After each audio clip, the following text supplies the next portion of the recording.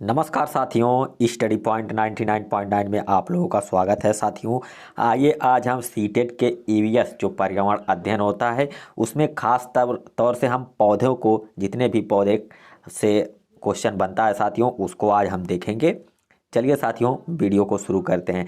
जैसे कि साथियों आप लोग स्क्रीन पे देख पा रहे हैं कि यहाँ जो दिया है एक पत्ती दी हुई है, ठीक है।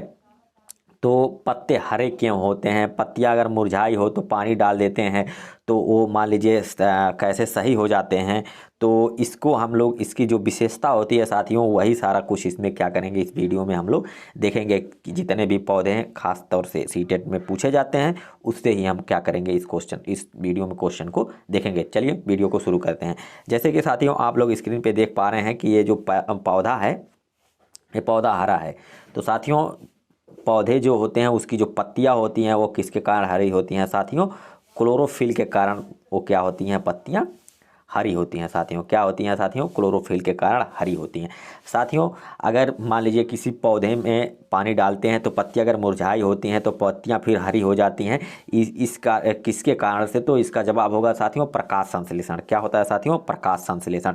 जैसे कि साथियों आप यहाँ देखिए पौधे की विशेषता में, पौधे को पानी देने से मुरझाई पत्तियां फिर हरी हो जाती हैं, क्योंकि उनमें क्या होता है साथियों? प्रकाश संश्लेषण से भोजन बनता है साथियों। जैसे कि प्रकाश संश्लेषण के लिए हमको पहले नंबर CO2 और जल की आवश्यकता होती है। तो जो पौधे होते हैं साथियों, जो जल क्या होता है, जड़ के माध्यम से वो लोग अवशोषित करते हैं और जाइलम के माध्यम से पत्तियों तक क्या होता है साथियों? जल जाता है। इसका समीकरण आप लोग देख लीजिए। जैसे कि यहाँ क्या होता है कि जो जब हम लोग क्या करते हैं यहाँ से CO2, जैसे कि साथियों हम लोग क्या करते हैं अपने सांस द्वारा CO2 को क्या करते हैं, छोड़ते हैं। तो CO2 प्लस H2O, जैसे कि साथियों ये जल है तो इसमें क्या होता है कि ये जो H2 होता है, यहाँ हम 12 H2O को क्या करते हैं साथियों, लेते हैं। क्या होता है? 12 H2O प्रकाश संश्लेषण में भाग लेता है। उसके बाद प्रकाश की उपस्थिति में साथियों, अगर प्रकाश नहीं रहेगा तो प्रकाश संश्लेषण की अब क्रिया नहीं होगी। उसके बाद बनता क्या है? उसके बाद ग्लूकोज बनता है साथियों, C6H12O6। क्या होता है साथियों? ग्लूकोज बनता है। उसके बाद क्या होता है? ऑक्सीजन निकलता है। क्या निकलता है? 6CO2, यानी जो होता है 6O2 क्या होता है? ऑक्सीजन निकलता है। उसके बाद में क्या होता है? वाष्पोत्सर्जन, यानी 6H2O जो होता है जल वाष्पोत्सर्जन के रूप में क्या होता है साथियों? ये पत्तियां वाष्पोत्सर्जन कर देती हैं। तो साथियों ये प्रकाश संश्लेषण का समीकरण था। आइए आगे देखते हैं। देखिए प्रकाश संश्लेषण की क्रिया में कार्बन डाइऑक्साइड, जल, सूर्य का प्रकाश एवं क्लोरोफिल की आवश्यकता क्या होती है? पड़ती है साथियों, आवश्यकता होती है, तब जाकर के क्या होता है? प्रकाश संश्लेषण होता है। चलिए साथियों आगे देखते हैं। आगे देखिए, पत्तियों में हरा रंग क्लोरोफिल के कारण होता है साथियों। मैंने पहले ही बताया है कि पत्तियां जो होती हैं वो हरा रंग उसमें जो होता है वो क्या होता है? क्लोरोफिल के कारण ही होता है। चलिए अगला आगे देखते हैं। अगला है पौधे ऑक्सीजन व कार्बन डाइऑक्साइड दोनों का निष्कासन करती हैं साथियों। CO2 का क्या करती हैं वो लोग? CO2 जो कार्बन डाइऑक्साइड होता है उसको लेती हैं, और जो ऑक्सीजन यानी O2 जो होता है उसको हम क्या करती हैं, वो बाहर निकालती हैं। जो हम लोग लेते हैं ऑक्सीजन, हम लोग ऑक्सीजन लेते हैं, CO2 को बाहर निकालते हैं। सेम प्रक्रिया पौधे में क्या होता है साथियों? उल्टा होता है। वो लोग क्या करते हैं? CO2 ग्रहण करते हैं और O2 क्या करते हैं साथियों? बाहर निकालते हैं। चलिए आगे देखते हैं।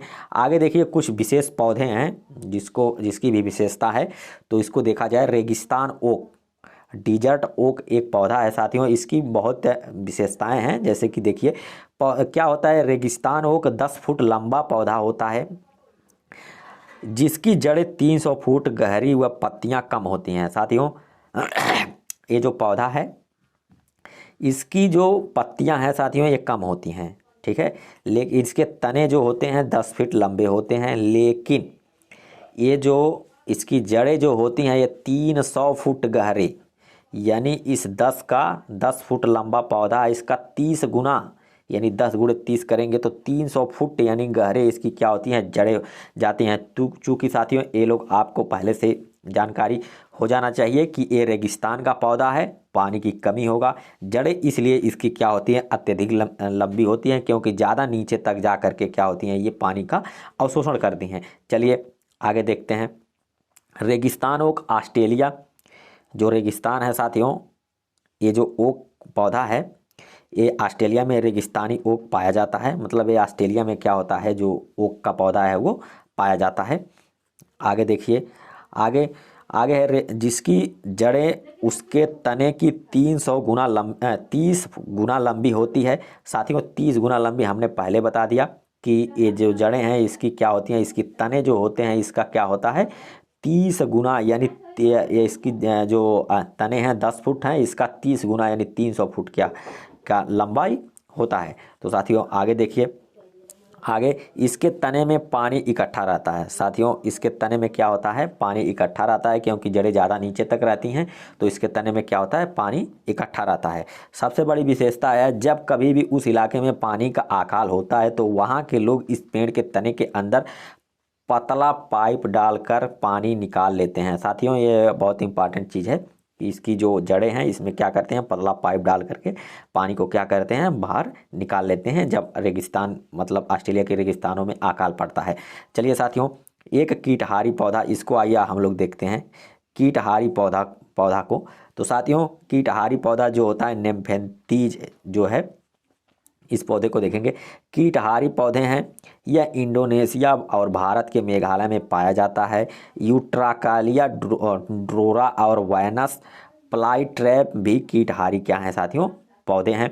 साथियों ये जो पौधा आप देख रहे हैं नेम्फेंथीज जो है, इसमें क्या होता है कि साथियों जब यहाँ पे कीड़े मकोड़े बैठते हैं तो यहाँ श्लेष्म में पदार्थ पाया जाता है जिसमें उनकी पंखें क्या होती हैं, चिपक जाती हैं, और ये धीरे से जो बाहर वाला दिख रहा है हिस्सा, ये वाला हिस्सा ये धीरे से क्या होता है, बंद हो जाता है। तो साथियों इस तरह से जो कीट होते हैं उनकी मृत्यु हो जाती है, और अब विशेष एंजाइमों के द्वारा ये लोग क्या करते हैं, उसका अवशोषण कर लेते हैं। उसके बाद में क्या होता है, बचा खुचा जो होता है बाद में ये फिर ओपन हो जाता है, उसके बाद वो नीचे गिरा देते हैं पौधे। चलिए अगला देखिए, घाटपाड़ी द्विदली वर्ग नेफेंथिस कुल का कीट भक्षी पौधा है। साथियों घाटपाड़ी जो होता है, ये तो घाटपाड़ी का इमेज नहीं है, घाटपाड़ी जो होता है साथियों वो सुराही के आकार का, मान लीजिए इस आकार का क्या होता है साथियों, पौधा होता है। यह टहनी से लगा होता है हिस्सा। तो इस आकार का जब होता है तो कीट क्या करते हैं साथियों, यहाँ आते हैं और ये देखने में काफ़ी सुंदर लगता है। यहाँ जलीय पदार्थ मतलब चिपचिपा पदार्थ होता है, तो यहाँ से कीट उट जो होते हैं साथियों इसमें गिर जाते हैं, और गिर जाते हैं इसमें जो चिपचिपा पदार्थ होता है उसके कारण वो फिर दोबारा बाहर नहीं निकल पाते हैं, और इसकी गहराई भी अधिक होती है साथियों। तो इसलिए ये घटपड़ी के पौधे में क्या होता है, कीट गिरते हैं और एक घटपड़ी पौधा, यहाँ से कीटों की मृत्यु हो जाती है, और इसमें सारे चीज़ क्या होते हैं, पौधे जो होते हैं अवशोषित कर लेते हैं। इस तरह से एक घटपड़ी पौधा है, लेकिन कुल इसका जो होगा साथियों वह कुल तो नेफेंथेसी कुल का ही पौधा घटपड़ी को माना जाता है। चलिए अगला देखते हैं, परागकण। साथियों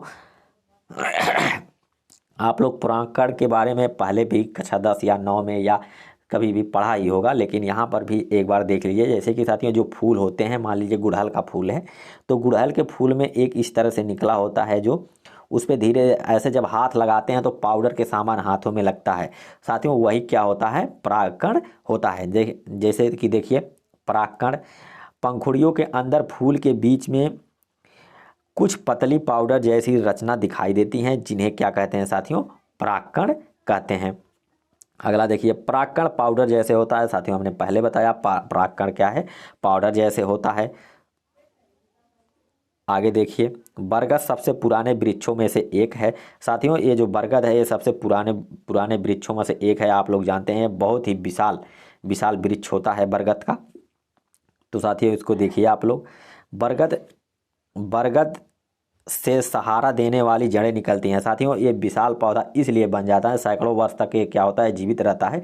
जब इसकी टहनी, यहाँ मान लीजिए पौधा है, इसकी टहनी ऐसे ऐसे बढ़ती है तो ये क्या करती हैं, धीरे धीरे जड़ें छोड़ती हैं। तो ये जड़ें आकर के ज़मीन से क्या होती हैं साथियों, लग जाती हैं, जिससे इस टहनी को सहारा देती हैं, और ये टहनी आगे बढ़ता चला जाता है। इसलिए साथियों ऐसे ऐसे ये क्या होता है, बहुत ही विशाल वृक्ष हो जाता है बरगद। और देखिए बरगद का वृक्ष सैकड़ों वर्ष तक जीवित रहता है। हमने साथियों पहले बताया बरगद का वृक्ष क्या होता है, सैकड़ों वर्ष जीवित रहता है साथियों। अगला देखिए, अगला आ जाइए हम लोग देखते हैं खेजड़ी वृक्ष। खेजड़ी वृक्ष जो है साथियों वो सन 1731 में राजस्थान के जोधपुर में अमृता देवी बिश्नोई ने, अमृता देवी बिश्नोई, ये साथियों इनका नाम अवश्य याद कर लीजिएगा क्योंकि ये परीक्षा में हमेशा पूछ दिया जाता है कि अमृता देवी बिश्नोई किससे संबंधित हैं। तो खेजड़ी अमृता देवी बिश्नोई ने खेजड़ी गांव में खेजड़ी वृक्षों को बचाने हेतु 363 महिलाओं के साथ स्वयं का बलिदान कर दिया था। मतलब 363 महिलाएं थी, उनके साथ इनका भी योगदान था, जिससे ये क्या हुई थी, इनकी मृत्यु हो गई थी।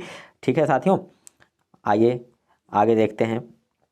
आगे भारत सरकार ने इनके सम्मान है साथियों, इनके सम्मान में अमृता देवी वन जीव संरक्षण राष्ट्रीय पुरस्कार क्या किया है साथियों, शुरू किया है। तो साथियों ये चीज़ आप लोग इम्पॉर्टेंट है, इसको याद कर लीजिएगा। वन जीव संरक्षण राष्ट्रीय पुरस्कार किसके सम्मान में दिया जाता है, तो अमृता देवी बिश्नोई के सम्मान में दिया जाता है साथियों। इसको आप लोग याद कर लीजिएगा, यहाँ से क्वेश्चन बनेगा ही। तो चलिए अगला देखिए, अगला इनकी छाल दवा के काम हेतु प्रयोग होती है साथियों। इनकी जो छाल होती हैं इस क्या होती हैं साथियों, दवा के काम में इसका प्रयोग होती है। इसकी लकड़ी में कीड़ा भी नहीं लगता साथियों, सबसे बड़ी विशेषता ये है कि इनकी जो लकड़ी है साथियों इसमें क्या होता है, कीड़ा नहीं लगता है। अगला देखिए, अगला देखते हैं। अगला इसकी फलियों, इसका जो फली होता है इसकी फलियों की सब्जी बनाई जाती है साथियों। क्या होता है, इसकी जो फली होती है, जो ये फलता है तो इसकी सब्जी बनाई जाती है साथियों। जो वृक्ष होता है एकदम बबूल के सामान होता है, जैसे हम लोगों के यहाँ बबूल मिलता है, ठीक है, तो उसी तरह से इसकी ये जो होता है, लेकिन वो ये दूसरा पौधा होता है, ठीक है।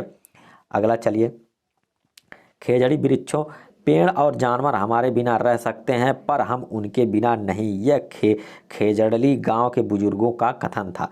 जो साथियों इसका गांव था खेजड़ली वर्ग, ये भी आप लोग ध्यान दीजिएगा इसको, क्योंकि क्वेश्चन आता है और आएगा भी। खेजड़ली गांव के बुजुर्गों का कथन क्या था, तो साथियों यह आपको याद करना होगा, पेड़ और जानवर हमारे बिना रह सकते हैं पर हम उनके बिना नहीं। यह कथन खेजड़ी के गाँव लोग क्या करते हैं, कथन को कहे थे। अगला देखिए, पेड़ और जानवर हमारे बिना रह सकते हैं साथियों, वही चीज़ें हैं।